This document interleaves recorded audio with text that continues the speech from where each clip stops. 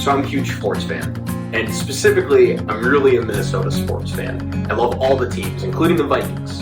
And the Vikings, the other night, were playing a game on Thursday Night Football, and it came down to the end of the game, and they were one score behind. The Vikings were one score behind.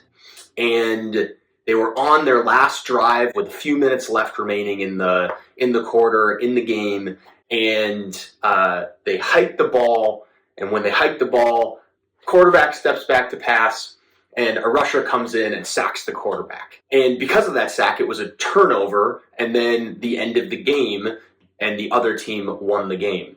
However, on that sack, on that tackle, the quarterback was grabbed by the face mask. In football, that's a penalty. It's actually a 15-yard penalty, and it would have extended that drive, given the Vikings a chance to tie the game before the end of the game. And when I watched that game, in the moment, I was very upset. I was clenching my teeth. I was sitting there with my wife on the couch, and let's just say for the rest of the night, I wasn't a very good husband. I was very short with her and lost my temper a few times because I was so upset about this call. And after the game, the coach of the Minnesota Vikings went out to the media to do his press conference, and he was asked about this play and about the no call that the refs completely missed. And the coach in that moment said, "Hey, we can't control that. We can't control what the referees do.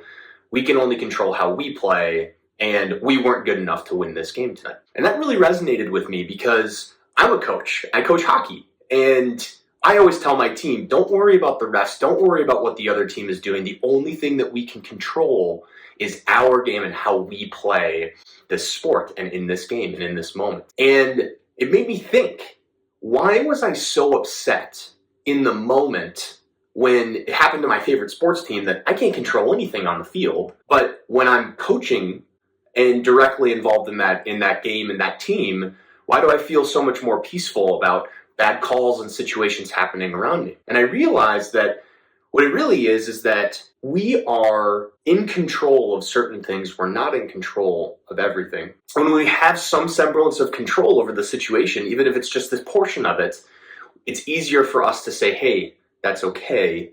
I'm okay with that thing happening over there because I have the control over here. And I realized in that moment that that's a very interesting way to think about control in general. And the reality is we have the ultimate control over ourselves because God gives it to us, and God gives us the ability to choose and give control over to the Lord. However, unlike the Vikings, or maybe your favorite sports team that continues to let you down, when you give over that control to the Lord, He doesn't fail us. He rewards us with peace and prosperity. Does that sound easy to be able to do? Well, the reality is it's not easy. Why is it not easy? It's not easy because we continually have to make that choice to give that control to God and find peace. It's not a one-time thing. It's an over and over. It's every single day, every single moment that we have to make that conscious choice to hand that and give that to the Lord. Philippians 4:6-7 says, "Do not be anxious in anything,